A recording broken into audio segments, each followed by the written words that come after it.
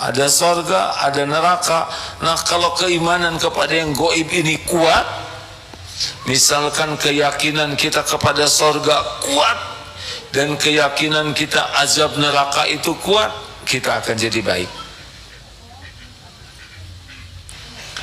Masalahnya adalah seberapa semangat kita untuk yakin beriman kepada Allah dan yang gaib lainnya. Karena ini standar takwa tuh di sini. Sebelum ke yang lain-lain, kita beriman ke Allah. Sebetulnya ya, Allah itu sudah menunjukkan kemahabesarannya. Tapi kita seperti yang terhijab. Kita sudah banyak memuji ciptaan dan juga penciptanya, tapi untuk urusan dunia ini sudah sering disampaikan. Robot, sekarang robot sudah luar biasa, gerakannya makin halus, sudah bisa memasukkan benang ke dalam jarum. Lihat robot dipuji, ini hebat para insinyur, ini hebat arsiteknya, ini hebat teknologinya. Tapi lihat yang membuat robot tidak ingat ke penciptanya. Paham tidak nih? Yang lebih dekat begini, ada patung mirip orang, dipuji yang buat patungnya, tapi lihat yang bikin patung, tidak dipuji penciptanya. Masih belum juga nyangkut. Lihat lukisan gunung, dipuji pelukisnya. Lihat gunung asli, tidak ingat ke Allahnya. Masih belum juga. Lihat boneka lucu-lucu, dipuji, ini hebat yang bikin boneka.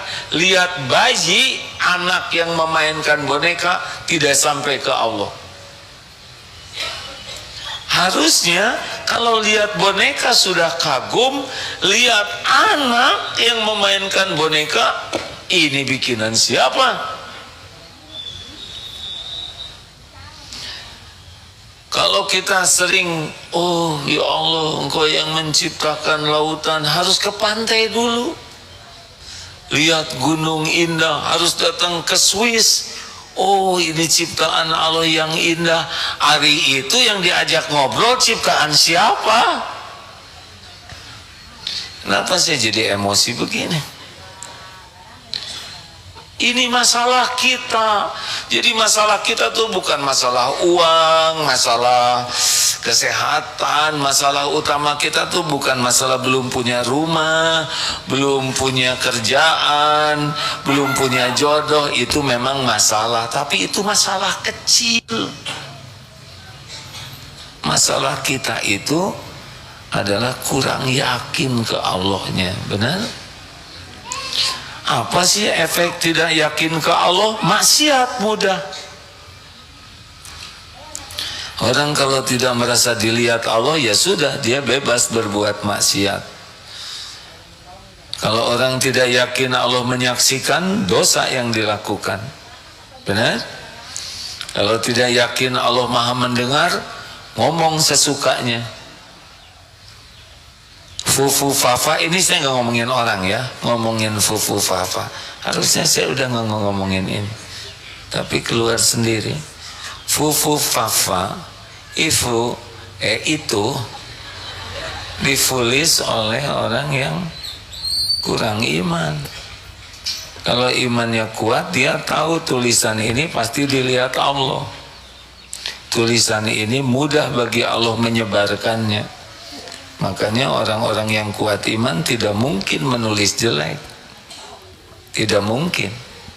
Karena dia tahu tulisan ini diketahui Allah, dan setiap saat tulisan ini akan mudah dibuka, dan nanti pasti tulisan ini akan dipertanggungjawabkan di Yaumul Hisab. Tidak ada tuh nulis WA yes, no, itu kecuali ada nanti pertanggungjawabannya. Sampai ke sana tuh kalau orang kuat iman. Makanya orang yang imannya kuat tidak akan sembarang bicara. Bu, Ibu, ini ada tamu dari mana? Revan Wondery Tour. Wah? Enggak apa-apa. Oh, Revan ya. Alhamdulillah. Bu, Ibu jangan sembarang ngobrol. Nanti jadi ketahuan Ibu kurang iman. Setiap kali orang ngobrol, itu akan terukur nih kadar keimanan seseorang. Bagaimana ibu ini imannya kuat atau tidak? Cirinya sangat hati-hati bicara. Faliyakul khairan aw liyasmut, berkata baik atau diam.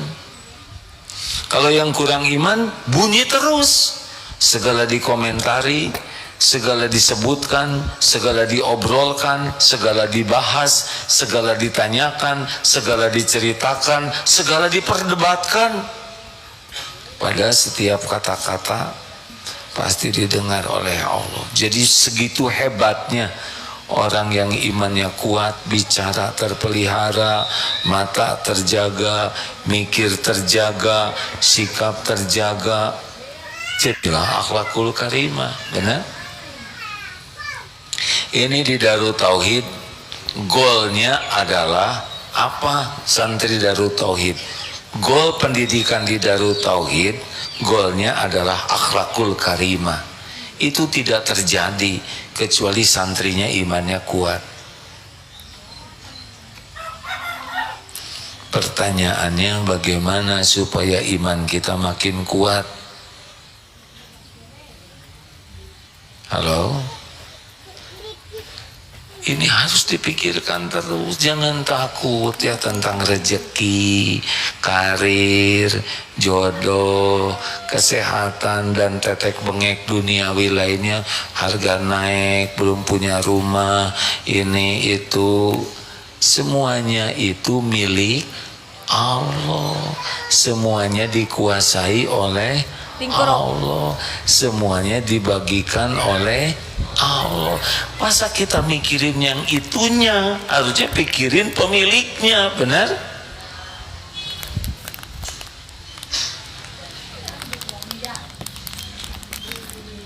Kalau ada pipa air, ini keran, ini pipa. Kalau ingin keluar air, yang kita pikirkan apanya? Pipanya, yang kerannya. Kan? Sekarang kita ingin air keluar, yang dipikirkan adalah ujung pipanya, bukan yang muterin kerannya. Nggak ada apa-apanya. Yang kita pikirkan, minta kepada yang pemilik keran, betul tidak? Tolong kerannya dibuka. Tapi kalau tidak mengerti, tidak kenal pemilik keran, sibuk kemoncong pipa. Mana airnya? Saya minta air, nggak keluar. Kecuali dibuka oleh pemiliknya. Nah, pemilik segala-galanya yang suka menjadi pikiran kita tuh, pemiliknya adalah Allah. Nih contoh, yang belum punya jodoh, tidak usah ngacung ya. Juga tidak usah nunduk. Yang belum punya jodoh, ingin jodoh, coba mikir jodoh, padahal ini ikhwan, pastikan ingin jodohnya akhwat. Udahlah, itu gak usah ditanyakan. Siapa pencipta akhwat sedunia? Siapa pemilik akhwat sedunia? Siapa yang membulak balik hati akhwat? Setakar kebek naksir oleh Allah, dibikin enek-enek deh. Walau jaket udah pinjem, sepatu pinjem, rambut dijambul, nggak ngepek. Akhwat ingin nikah sama ikhwan, semua ikhwan itu ciptaan Allah, milik Allah, dibulak balik hatinya oleh Allah. Deketin Allah, pemilik segalanya. Nanti Allah membimbing. Kalau ada jodohnya, nanti ada jalannya. Kita akan diberikan jalannya, ikhtiar. Demi Allah, begitulah sesungguhnya. ibu teh apa bau? Rezeki, coba rezeki. Dunia berikut isinya milik siapa? Lillahi ma fis samawati wa ma fil ard. Milik Allah. Semua yang ada di langit dan di bumi. Hanya Allah pemiliknya. Jadi ingin rezeki mau jungkir balik seperti apapun, menjerit sekeras apapun, tetap hanya Allah yang membagikan. Kapan diberinya, berapa jumlahnya, dilapangkan, ditahan, disempitkan, diambil, dibuka, hanya Allah. Sedangkan makhluk-makhluk ini cuma jalan. Makanya kalau enggak ingat ke Allahnya, stres tentang rezeki itu. Kenapa saya sudah minta, kok datangnya sedikit? Emang pernah rezeki dari Allah sedikit? Kan? Pernah enggak rezeki dari Allah sedikit? Coba berapa bayar untuk bisa melihat? Ini, mata ini bisa melihat, berapa harganya? Untuk bisa kedip, untuk bisa ngebuka, untuk ada air matanya. Ini bab mata aja nih. Ini udah luar biasa ini mahalnya. Hidung, bagaimana? Nyedot ini kan ngadep ke sini mengeluarkan karbon dioksida. Keperluan saya adalah oksigen. Alat penyaring berapa? Supaya yang masuknya ini aman. Kalau enggak saya udah kelenger ini. Saudara kesini kan membunuh saya tanpa disadari. Hos.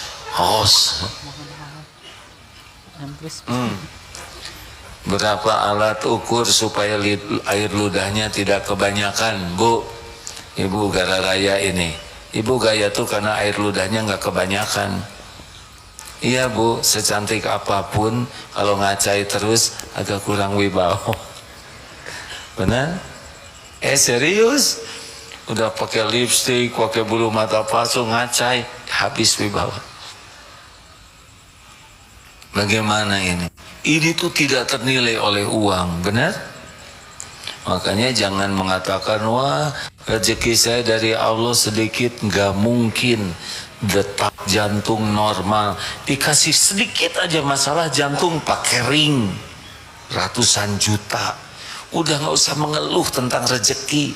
Kalaupun uang lagi dikit, jalanin saja.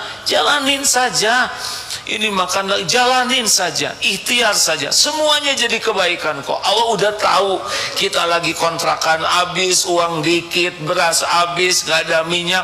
Allah tahu semuanya, jalani saja dengan penuh sabar, ikhtiar, nanti dibimbing oleh Allah, ketemu kok. Kalau belum waktunya meninggal, kita bakal ketemu dengan rezeki. Hanya memang kita lagi dikasih pahala sabar, lagi digugurkan dosa. Bukan Allah nggak tahu seperti di Palestina. Bagaimana Allah nggak tahu semua makhluk yang di sana ciptaan Allah? Allah pasti tahu yang lapar, yang sedih, yang hancur tulangnya. Semuanya Allah tahu. Ada hitungannya di sisi Allah.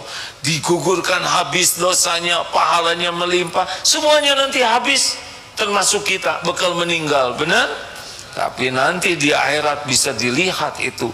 Yang lapar sebagaimana pahalanya, yang kehausan sebagaimana ampunan Allahnya. Tidak ada yang dirugikan kalau punya iman.